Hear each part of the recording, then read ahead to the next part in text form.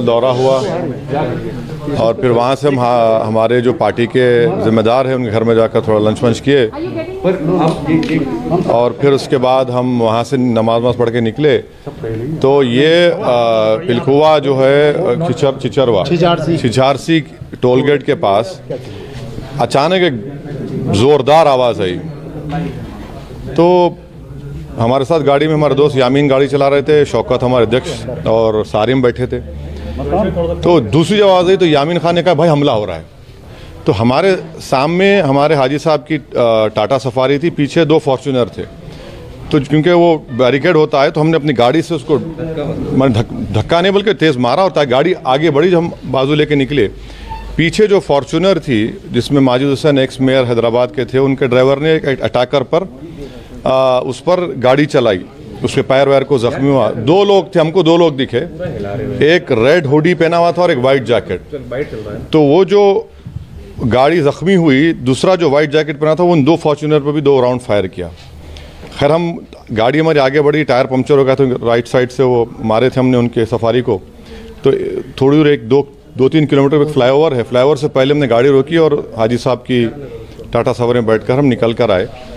अभी हमारी वहाँ के एडिशनल एसपी से बात हुई, उन्होंने कहा कि एक शूटर को पकड़ा गया है, वेपन भी मिला है और हमारी गाड़ी के ऊपर 3 निशानात हैं लेफ़्ट साइड के ऊपर। तो उन्होंने कहा कि वो फॉरेंसिक के लोगों को भी बुला रहे हैं और पूरा जांच करेंगे। हम तो इलेक्शन कमीशन और गवर्नमेंट ऑफ इंडिया और मुख्यमंत्री जो चीफ मिनिस्टर हैं, हम तो ये उम्मीद करेंगे कि देखें आखिर क्या है चक्कर। ये एक सिटिंग एमपी के ऊपर इस तरह का पूरे वेल प्लान तरीके से होना, क्योंकि जब आप टोल गेट के पास तो गाड़ी रुकती है कैसा भी, आपकी बैरिकेड होता है, तो वहाँ पर इसका मतलब है कि वो लोग हमारा रेकी कर रहे थे दिन भर से और वहाँ पर वो रुके हुए थे, इंतज़ार में थे।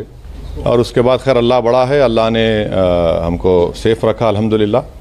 मगर हम यही उम्मीद करते हैं कि इसकी इंडिपेंडेंट जांच होगी। पहली मरतबा नहीं हुआ है, हमको कई मरतबा धमकियाँ मिली हैं और पार्लियामेंट में भी इम्तियाज़ जलील ने पिछले पार्लियामेंट सेशन में इस मसले को उठाया भी था। आज भी इम्तियाज़ जलील को जब मालूम हुआ, हमारे एमपी को स्पीकर साहब से मिले, स्पीकर साहब ने भी कुछ किसी से बात की और हमारे घर पर कई मरतबा हमला हुआ। हम उम्मीद करते हैं कि इलेक्शन कमीशन इसका नोटिस ले, क्योंकि इलेक्शंस के दौरान में, इलेक्शन कैंपेन के दौरान में इस तरह किसी एक पार्टी के प्रेसिडेंट के ऊपर, जिसके करीब 100 के करीब कैंडिडेट इलेक्शन लड़ रहे हैं, और एक सिटिंग एमपी की गाड़ी के ऊपर इस तरह का हमला होना, ये ना सिर्फ कंडेमनेबल है बल्कि तो सबको सोचना पड़ेगा कि आखिर ये कौन लोग हैं जो इतनी हिम्मत करके गोली भी चला रहे हैं और ये सब हरकतें कर रहे हैं। सर, इलेक्शन से ठीक पहले ये सब क्या दर्शाता है? हाँ, इलेक्शन से ठीक अब नहीं मालूम मुझे।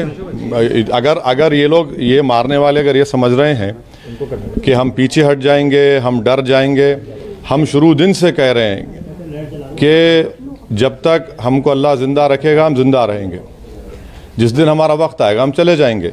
मगर इस तरह के बुज़दिली की हरकतों से, इस तरह से गोली चलाने से हमारे ना हौसले और हिम्मत में कमी आएगी, बल्कि इंशाल्लाह और हौसले हिम्मत बढ़ेगी। और हमारा मानना है कि जब अल्लाह बचाना चाहता है, मगर ये कौन ताकतें हैं और कैसे उत्तर प्रदेश में ये इस तरह की हरकत हो रही है, ये तो जनता को भी देखना है। इंडिया टीवी हर वक्त हर जगह डाउनलोड करने के लिए सर्च करें India TV news Google play store या ऐप स्टोर पर।